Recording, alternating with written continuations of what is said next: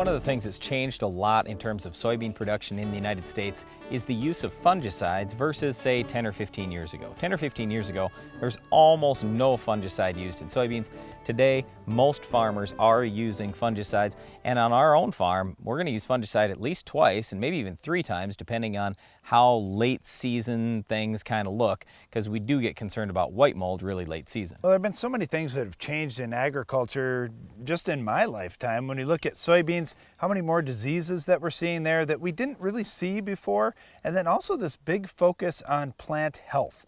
That's really changed the game when you realize, you know what, we're aborting so many flowers. What can we do to keep that plant healthier and happier so we can hold on some more flowers? And just a small percentage gain in the amount of flowers held can be a big result in yield. Here's the way I look at this whole thing. Everything is driven by economics. It's interesting how things have changed in terms of soybean production in the U.S. in the last 10 to 15 years.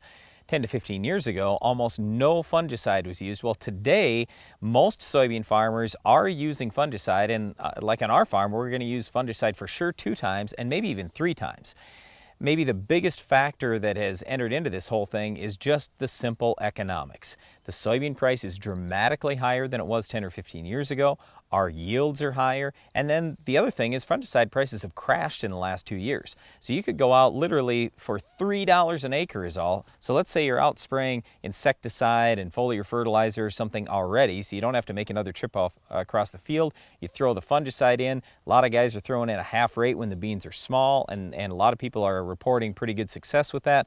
Okay, well, $3, that's not much on $10 soybeans, for example, as opposed to 10 or 15 years ago when it was maybe $5 or $6 soybeans and a $10 cost or more for the fungicide. Well, and you're talking upper Midwest, and you're also considering that we're not making a separate trip.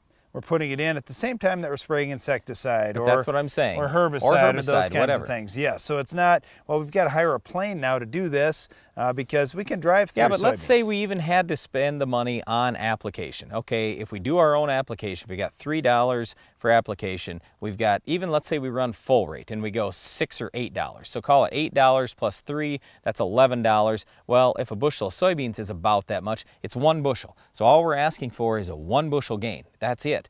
Well, it's not much to gain 1 bushel. We've had tremendous gains in some cases. Most of the time, though, even in dry country, we're gaining 1.5 bushels or 2 bushels. So if you could gain 2 bushels, you spent 1, that's a pretty decent return on investment. All right, now as you go further south from where we farm, obviously there's a lot more disease pressure when you get into more humidity, more rainfall, you know, all those things where you've got frog eye leaf spot, and it's just a constant problem through the growing season.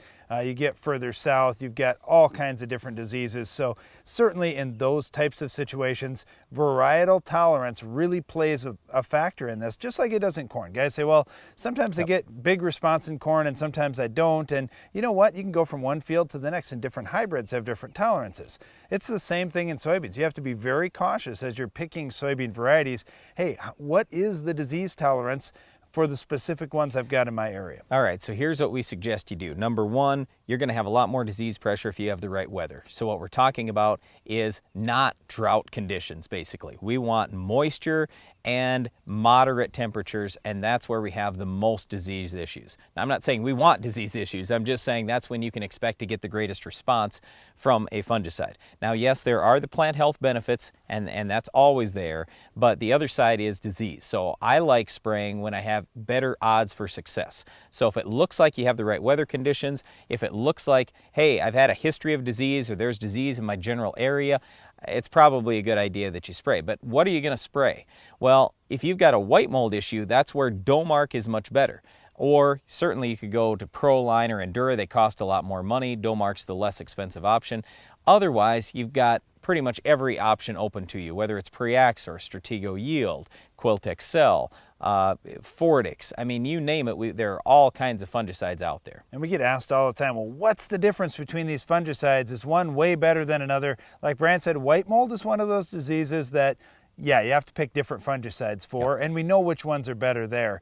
But when you're just saying, you know, just the assortment of diseases that might potentially be out there, we don't see a huge difference for the most part between many of these fungicides. No, but we might like a 2 mode of action fungicide. I mean, that would be a little absolutely. bit better, but Absolutely. it's going to cost a little more too. Look at frog eye. The strobilurins or strobilurins, they just don't seem to work on frog eye anymore. We're seeing some resistance show up, especially along the Mississippi River in the Mid-South.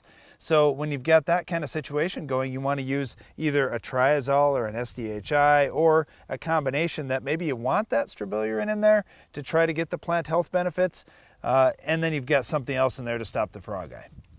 Well, once again, we strongly encourage you take a look at fungicides on your farm when you're spraying early. A lot of people have had pretty good luck with half rate. Once the plant gets big, or if you're in a big disease area, then absolutely be using the full rate. But again, the good news is fungicide prices are way down from a couple of years ago, so you should be able to economically spray just about any fungicide on your farm. And you might be able to add your fungicide to the tank as you're out spraying for our Weed of the Week. Can you identify this week's weed?